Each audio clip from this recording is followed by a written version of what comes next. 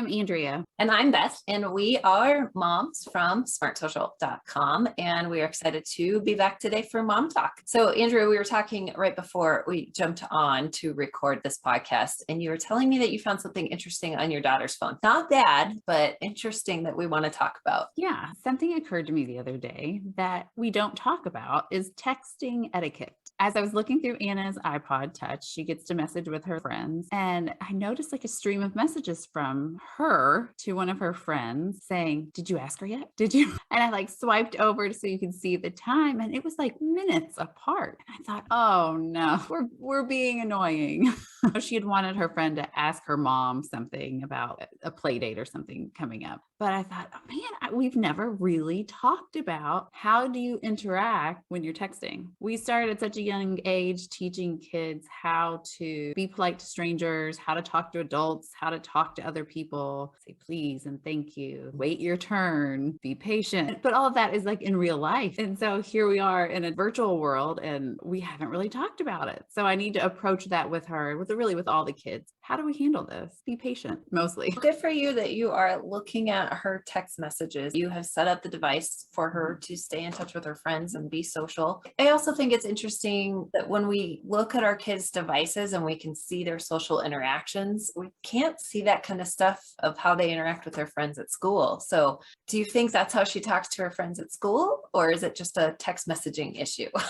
Kids can be impatient. And sometimes with me, even, I have to remind her, you've already asked me once, please be patient. So I don't know. I don't know if it's an indication of just her personality with friends or if it's just her online world, because she's asking a question and she's ready for the answer. Then that other person should be sitting there ready to answer. They're not. People have lives. Not everyone is sitting around waiting to get her text message. I think that's something that we talk to our kids about. Even though they don't have their own devices, they will still hear my phone go off like during dinner when I'm trying to ignore it. Mom, you got to check it. Mom, it's grandma. Mom, you got to do it. If grandma really needs me, she knows she should call, and I will answer a phone call during the middle of dinner. We just have these rules as adults of how we use our phones and etiquette. I've noticed this too with my daughter, watching her and how she interacts on Zoom with some of her Girl Scout friends. Somebody will be presenting and she's typing in the chat box. In a classroom, she would not be able to talk with somebody next to her when there's somebody presenting. So why would that be okay in Zoom? I think relating when you are standing face to face and you are in the physical presence of another person, a lot of those same rules need to apply to technology when there's a screen between us. And I don't think our kids are quite making that connection yet. And honestly, I didn't make the connection that I needed to discuss it, but apparently I do. Good challenges for all of us.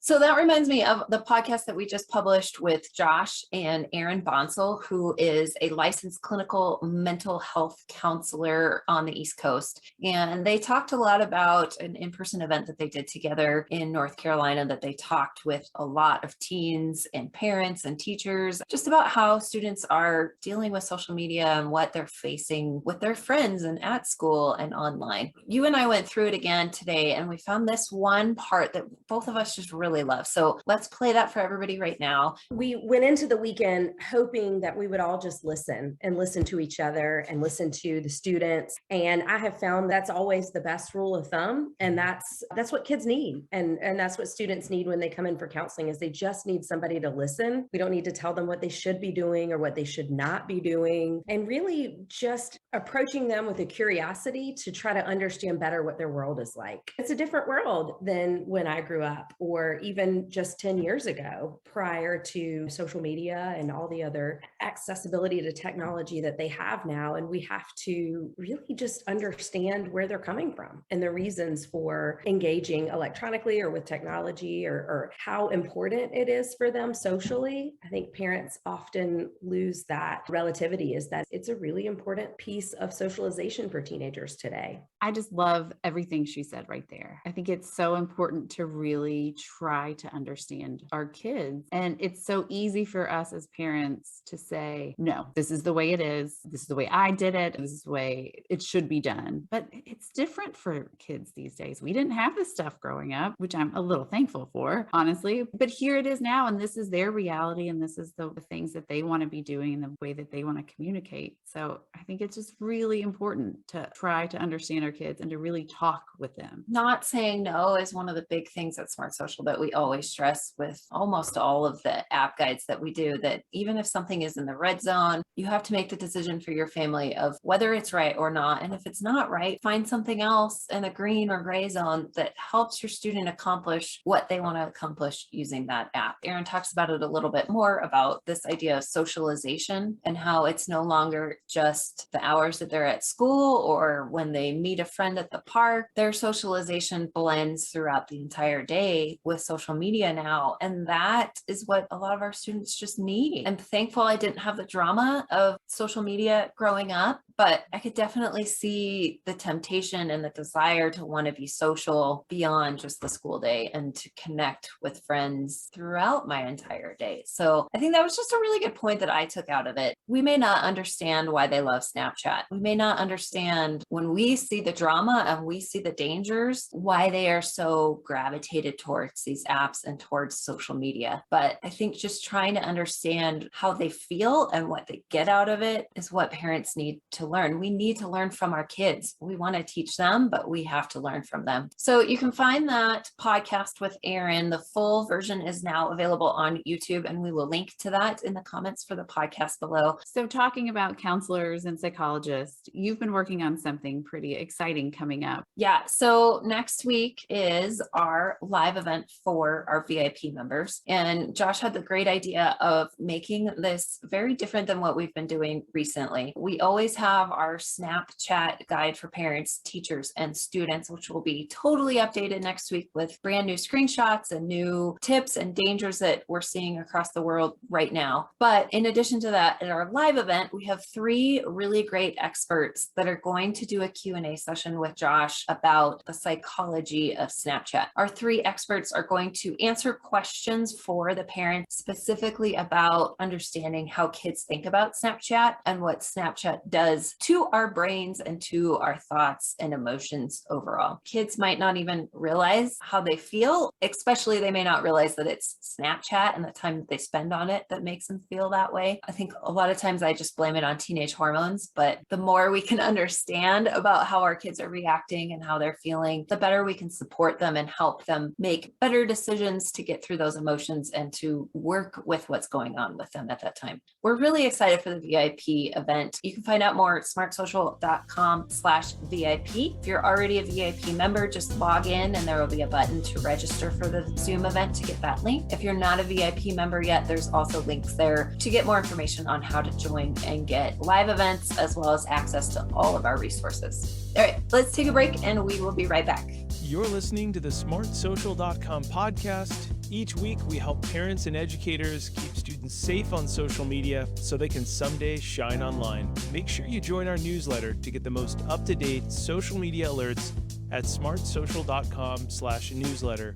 Every Tuesday and Thursday, we send out the latest social media app resources that help parents and educators to navigate this challenging landscape with their students. Now let's get to the program. So one of the things that we love is hearing from our VIP members, especially from partners that we have at different schools around the country. And this week we got an email from one of our partners at Timothy Christian School in Illinois. So I want to just read the question. This is from their principal. He wrote and said, I was wondering if you guys have started exploring any of the VR dangers, such as Oculus. He says, my nephew was showing me a game where I was in a space station, and when I finished the training, I joined a lobby of other players, and I could hear them and they could hear me. What sounded very much like young students were talking, but then it went into explicit stuff and using the F word over and over. I'm guessing most parents have no idea that this is happening since the tech is newer. Wow, my kids are super interested in it. We haven't done it yet, but this aspect of it, of course, there's going to be dangers and drawbacks of it. So I'm excited for us to dive in and really figure out how to limit those negative aspects of the virtual reality. A lot of times we hand our kids technology and say, go figure it out, have fun, teach me later. But I think just having those open conversations, and whether it's a specific device like Oculus or other brands that are out there, parents just need to have those good general conversations with kids about what's appropriate, what's not appropriate, and what to do if they do run across something that is not appropriate. So if you guys have personal experience with using VR headsets and your kids and maybe coming across inappropriate behaviors or rooms or chats,